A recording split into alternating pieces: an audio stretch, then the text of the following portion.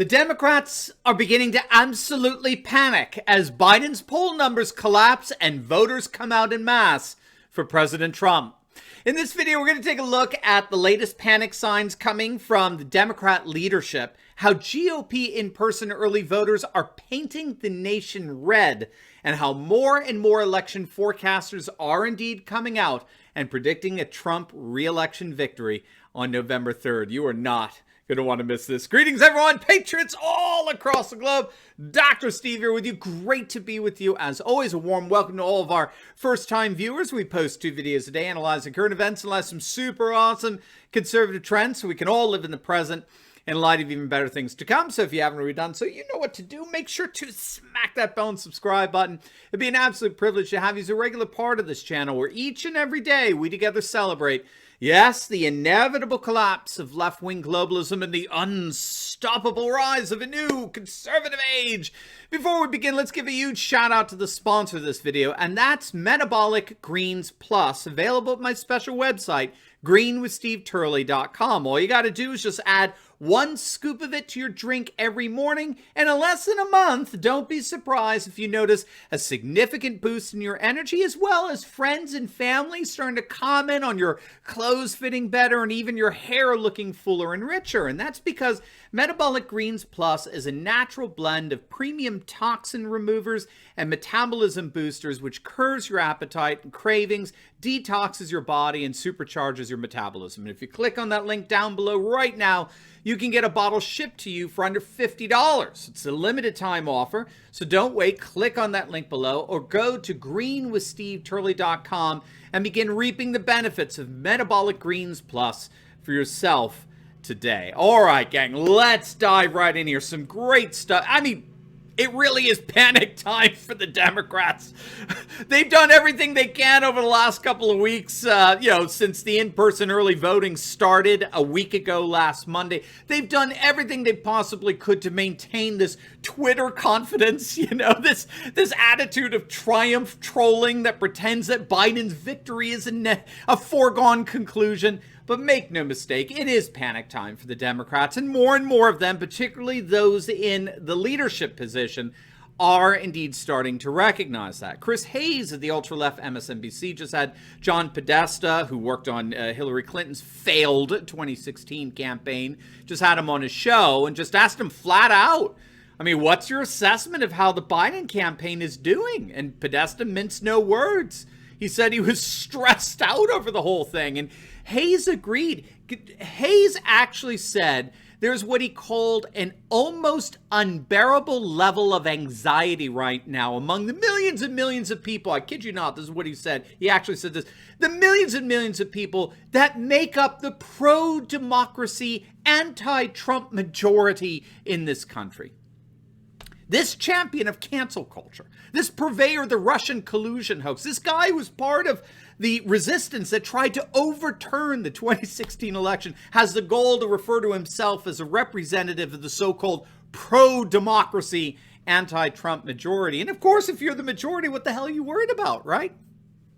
Well, I mean, it's hilarious. It's nervousness. The veneer of confidence seems to have completely dropped off these people. They're panicked.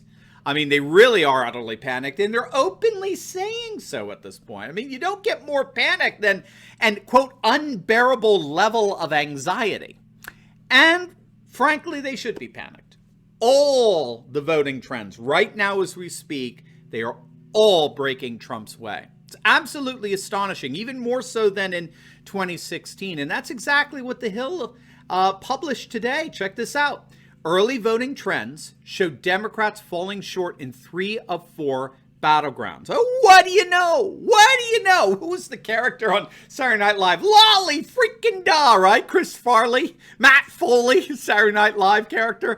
The motivational speaker, I'm thrice divorced and I live in a van down by the river. Lolly freaking da, right? What do you know? What do you know? And that's exactly what we've been reporting on this channel since Monday of last week. The in-person early voting has been nothing less than a massive red wave covering the nation. It's been absolutely stunning, and particularly in battlegrounds. Look at some of these numbers coming in from Florida. They're astonishing. And again, a huge thanks to Larry Schweikert for the hourly updates on Florida. But right now, as we speak, Republicans are up over 400,000 votes in terms of in-person early voting. They're approaching a nearly 500,000 lead in in-person early voting. Gets even better. The Democrats led with 88,000 votes at the beginning of the election on November 8th, 2016.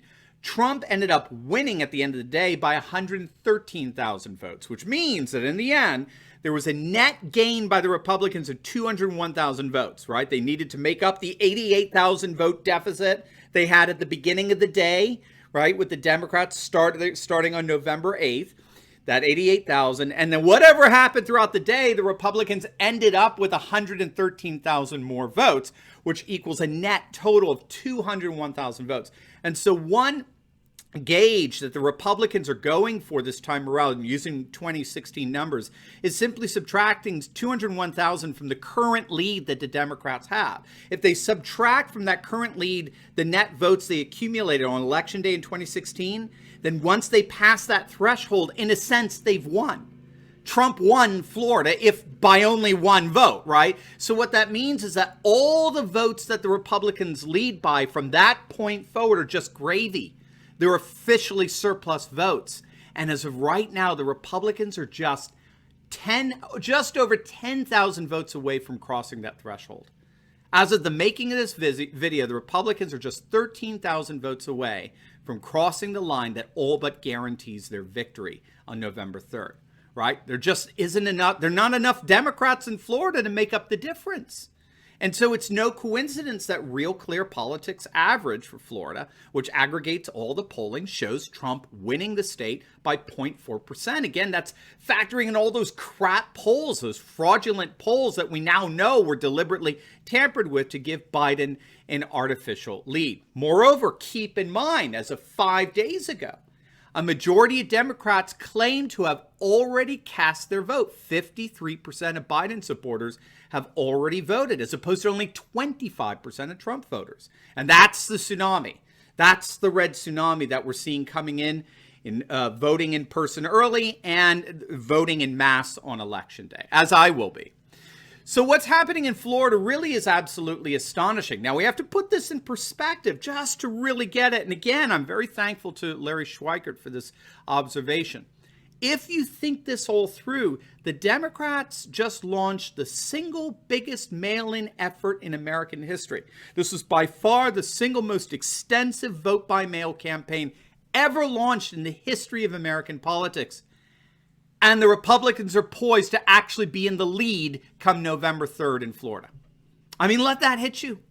The single most extensive mail-in early voting effort in history is resulting in a Republican lead come Election Day. This is not what Biden had in mind, but it keeps getting better. Florida is just the beginning. But first, I want to personally invite you to our special On the Brink Benefit Conference. It's an online conference on Saturday, October 31st, featuring me and Red Eagle Politics, which is an awesome poll analysis channel. I know many of you check him out, and you'll definitely want to subscribe. Now, you need to know that Facebook is censoring us right now. They're not allowing us to advertise the conference on their platform. So the best way for you to stick it to big tech is to click on the link below and sign up for the conference today. Again, it's this Saturday. You'll be able to enjoy the entire conference from the comfort of your own home online, but the prices are going up literally hours from now. So you need to click on that link right now to get the discounted price. And to make it even better, we're offering my book, The New Nationalism, How the Populist Right is Defeating Globalism and Awakening a New Political Order, absolutely free with every new registration. So don't wait. Make sure to register today for the On the Brink Benefit Conference. And I look forward to meeting you all virtually in just a few days. All right, so Florida is just the beginning. In Colorado, of all places, the Republican vote is down just 9%. 2 weeks ago, they were down 30%. Yesterday, it was 10%. Again, sorry for all the math, but that means that the GOP has slashed the Democrat lead by 2/3 in a matter of 2 weeks. It's truly astounding. In North Carolina, the map is actually turning almost completely red right before our very eyes. The Democrats are currently underperforming their 2016 level of support when they went on to lose the state by over 3 points.